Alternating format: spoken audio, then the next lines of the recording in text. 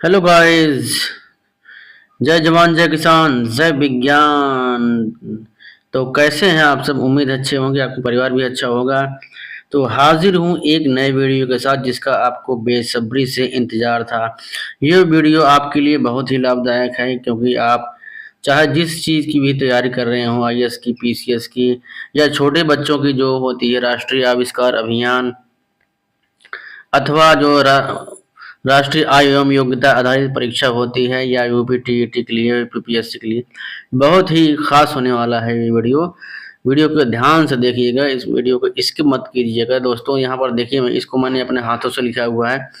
अलग अलग किताबों से, अलग अलग जगह से, अलग अलग सोर्स से मैंने इसमें डाटा इकट्ठा किया है, तो फिर आपके पास इसको मैंने डाला, देखा हूँ, परोसा हूँ।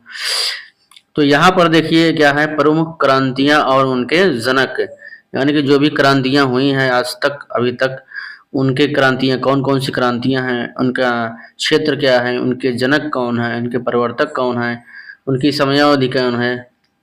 तो चलिए शुरू करते हैं बिना किसी देरी के। तो यहाँ पर देखिए, पहला तो विश्व की हरित क्रांति, यानी जो विश्व में सबसे पहले हरित क्रांति कहाँ आई थी, विश्व पटल पर जो हरित क्रांति आई थी वो उसका क्षेत्र क्या था?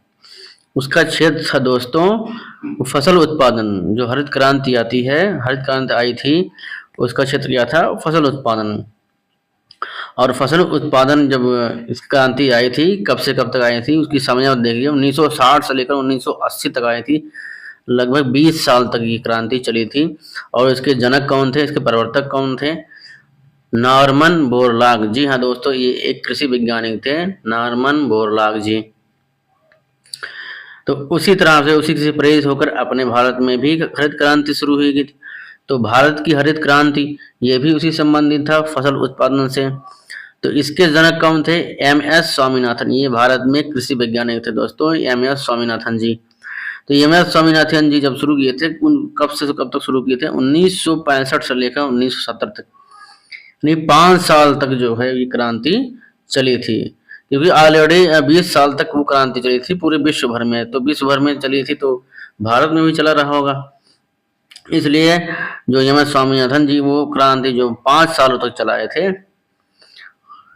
तो ये होते हैं जनक या प्रवर्तक। जिसकी वजह से दोस्तों जितने भी अपने गरीब जो साथी थे, गरीब लोग थे, उनको जो है पेट भर के खाना मिलने लगा। इस क्रांति के बाद अधिक पैदावार शुरू हो गई, चाहे वो धान हो, चाहे गेहूँ हो, कुछ भी हो, दाल हो। तो उसकी क्रांति आने के बाद बहुत अधिक अधिक जो है अन्न की उपज हुई, जिससे सभी लोगों की क्षतिपूर्ति होने लगी। जो तीसरा है दोस्तों श्वेत क्रांति। श्वेत क्रांति जैसा नाम से ही जो है प्रस्तुत होता है, श्वेत क्रांति यानी कि दुग्ध उत्पादन से है। इसका क्षेत्र क्या है? दुग्ध उत्पादन।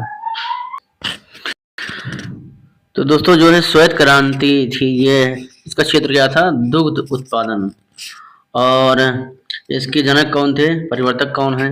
डॉक्टर वर्गीस कुरियन जी हैं।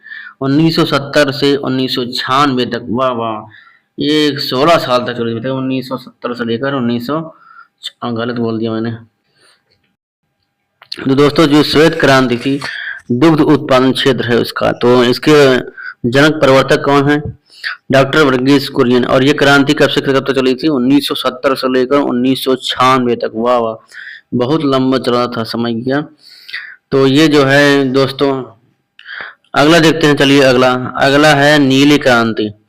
जो नीली क्रांति है उसका क्षेत्र क्या है दोस्तों? उसका क्षेत्र है मत्स्य उत्पादन। जैसा कि नाम से ही स्पष्ट है, नीली क्रांति।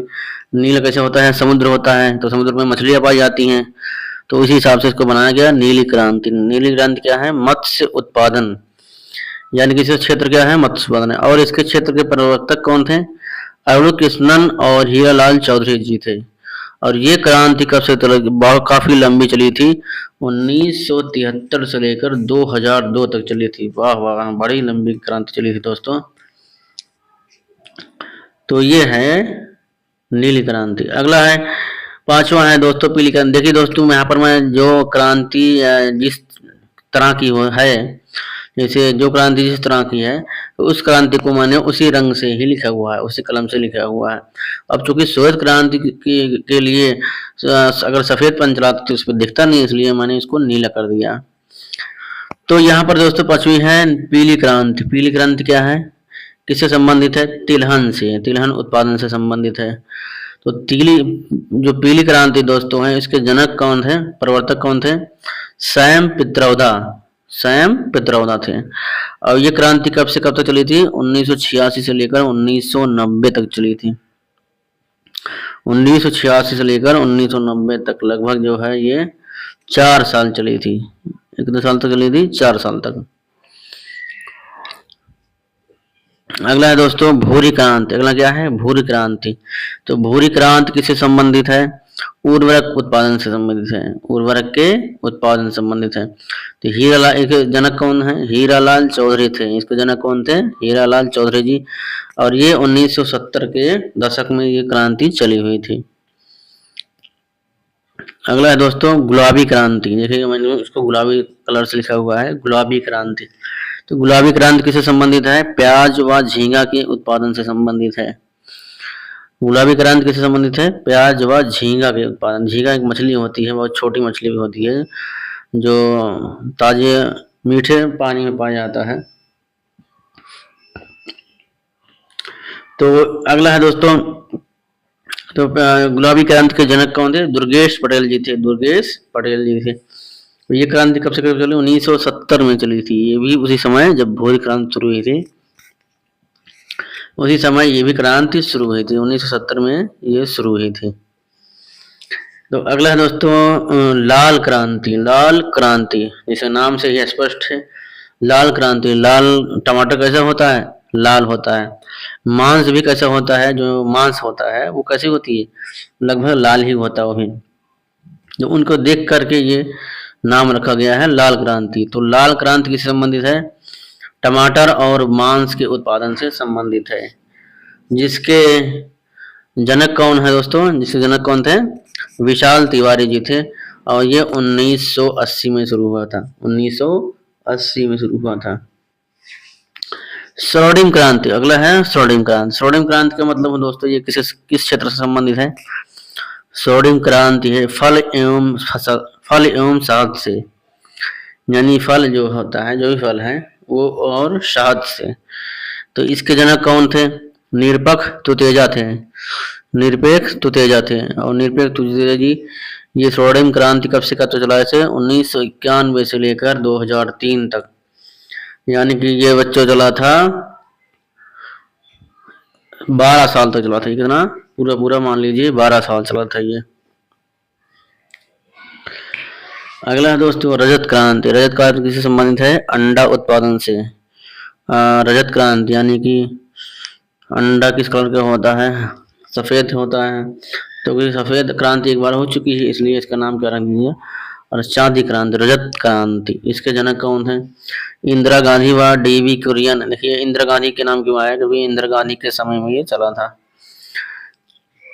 और डीवी कुरियन इनके नेतृत्व करता थे, इसलिए इनका नाम आया है। तो ये कब चला था? 2000 के आसपास चला था, सन 2000 में चला था ये। अगला दोस्तों काली क्रांति। काली क्रांति ये किससे संबंधित है? पेट्रोलियम, कोयला एवं खनिज उत्पादन से संबंधित है। ये 1970 में चला था। इसके जनक कौन है? ये अभी तक पता नहीं चला है, जैसे पता चलेगा तो आपको तुरंत बता देंगे हम। अगला है दोस्तों सदाबहार क्रांति। वाह वाह वाह, सदाबहार क्रांति, एवरग्रीन रेवोल्यूशन। तो इसमें क्या है? ये समग्र कृषि उत्पादन, जितना भी कृषि है क्षेत्र में जितना भी काम होते हैं सबके उत्पादन के लिए है ये सदाबहार क्रांति। तो उसमें भी कौन से इसके जनक हैं? MS स्वामीनाथन जी थे, जो भारत के हरित क्रांति के जनक थे। ये कब से कब तक चला था? 2017 से लेकर 2022 तक चला है दोस्तों। और 13वां है गोल क्रांति। आलू कैसा होता है? गोल होता है। आलू कैसा होता है? गोल होता है, इसलिए आलू उत्पादन गोल क्रांति है। ये दोस्तों जो आलू उत्पादन है इसके जनक तक का तो अभी तो पता नहीं चला हुआ है, जैसे ही पता चलेगा आपको तुरंत बताया जाएगा। जो गोल क्रांति कब से चलाई थी? 1965 से लेकर 1965 से लेकर 2005 तक चली थी गोल क्रांति। अगला दोस्तों, रजत एवं स्वर्ण रेखा क्रांति, स्वर्ण रेशा सॉरी रजत एवं स्वर्ण रेशा, यानी रजत क्रांति और स्वर्ण रेशा क्रांति। रजत रेशा क्रांति और स्वर्ण रेशा क्रांति देखिए, तो रजत रेशा क्रांति किससे संबंधित है? कपास से, और स्वर्ण रेशा क्रांति किससे संबंधित? जूट से है। तो कपास का जो रजत क्रांति है वो कब शुरू हुआ था? 2000 में। और जो वो है स्वर्ण रेशा क्रांति यानी जूट उत्पादन का है वो 1990 में शुरू हुआ था। तो गाइस देखिए यहाँ पर क्या है,